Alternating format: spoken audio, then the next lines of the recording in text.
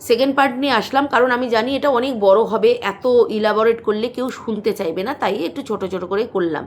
এবার এই কথাটা আমারই ফেসবুকের একজন পরিচিত, যে নৈহাটিতেই থাকে কিন্তু ব্যারাকপুরে তার বাড়ি, আমি ওর কথা ওকে দুদিন আগে থেকে সব জানাচ্ছিলাম। ওকে তখন আমরা গাড়িতে আস্তে আস্তে বললাম, আমরা এখান থেকে কালকে বাবাকে ছুটি করেই নিই, কালকে যদি বাবা ছুটি না করতে পারে পরশু দিন আমি এখান থেকে ছুটি করিয়ে নিয়ে যাব, তুমি বড় ডাক্তার দেখাও, মানে অ্যাপয়েন্টমেন্ট করো। আমাদের ইউরোলজিস্ট সবচেয়ে বড় এখনকার, তোমরা অনেকেই জেনে থাকবে, নাম হচ্ছে কুন্তল পণ্ডিত, ওনার বয়স হয়েছে কিন্তু ওনার তুমি অ্যাপয়েন্টমেন্ট করে দাও। তা ও বলল তুমি আসো, তোমার বাবার রিপোর্ট দেখেছি, তোমার বাবার এমন কিচ্ছু হয়নি, কোনো অপারেশন করতে হবে না, তুমি আস্তে আস্তে তোমার বাবাকে ছুটি করিয়ে নিয়ে আসো, তারপরে আমি কিন্তু কেসটা দেখছি, তোমার কোনো চিন্তা নেই, তোমার বাবা, তুমি টেনশন করো না। আমি সত্যিই খুব টেনশনের মধ্যে ছিলাম, আমি রাতের পর রাত ঘুমাইনি। আমার সব নিকট যারা আমার আত্মীয়র থেকেও এখন ফেসবুকের আত্মীয়রা অনেক নিকট আত্মীয়, মানুষেরই ফোন করেছে, মুন্নাদি ফোন করতো প্রতিদিন, মুন্নাদি খবর নিত, আমাদের শতাব্দীদি, ইতুদি, এরা সত্যি প্রত্যেক দিন খবর নিয়ে নিয়ে আমার বাবার কথা জেনেছে। এবার আমি বাড়িতে চলে এসেছি, এসে খাওয়া দাওয়া করে শুয়েছি। পরের দিন সকালবেলা আমার বাবার বন্ধুর ছেলে ফোন করে। ফোন করার পর কিভাবে স্ক্যামটা আমাদের সাথে হয়েছে পুরোটা তোমরা শুনবে, তবেই বুঝতে পারবে।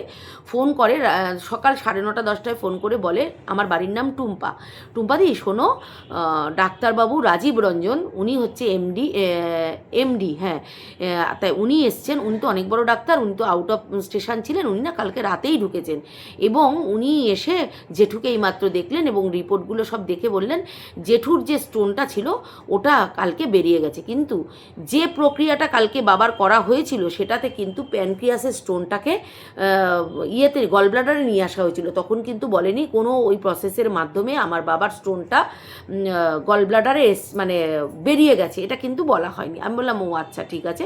তা কিন্তু জেঠুর কিন্তু কিডনিতে অপারেশন করতেই হবে, এবং কিডনিতে কিন্তু জেঠুর দুটো স্ট্রেন্থ বসবে, ওই জন্য কিডনি। আমি বললাম কেন করতে হবে? বললো না, আর যে কটা সিস্ট আছে ওটা কিডনির ওই চ্যানেলের মাধ্যমে বেরিয়ে যাবে, এবং জেঠুর যে প্রবলেম ছিল টয়লেটে সেটা ঠিক হয়ে যাবে। আমি বললাম ঠিক আছে, আমি টুম্পাকে ওটা জানালাম। টুম্পা তখন রেজিস্টার, ওর যে টুম্পার কথা আমি বলে রাখি, তোমাদের দেখাবো টুম্পাকে। টুম্পা হচ্ছে RN টেগরের মেট্রন ছিল, ওর সেই হিসেবে কিছু চেনা জানা রয়েছে। ও সঙ্গে সঙ্গে সিকিউরিটি গার্ডকে ফোন করে রেজিস্টার চেক করতে বলে, রেজিস্টার চেক করে দেখে রাজীব রঞ্জন এখনও আউট অফ স্টেশন রয়েছে, আউট অফ কলকাতা রয়েছে, উনি কিন্তু এখনও আসেননি।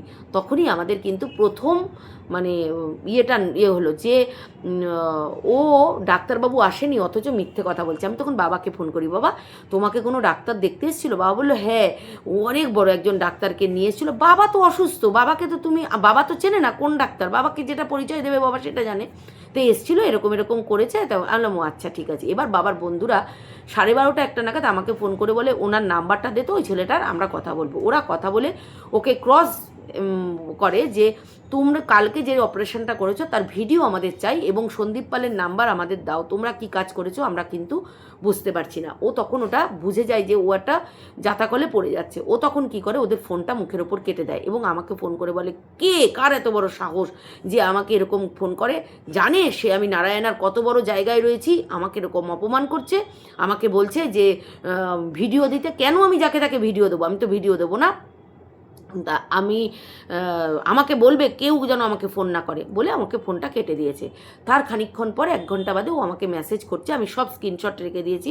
ও আমাকে মেসেজ করছে, টুম্পাদি যারা বলছে তারা কিছু না জেনে বলছে, জেঠুর স্টোনটা পটির মাধ্যমে পড়ে গেছে। যদি আমি ধরলাম যে জেঠুর স্টোনটা পটির মাধ্যমে পড়লো, ও কী করে জানলো?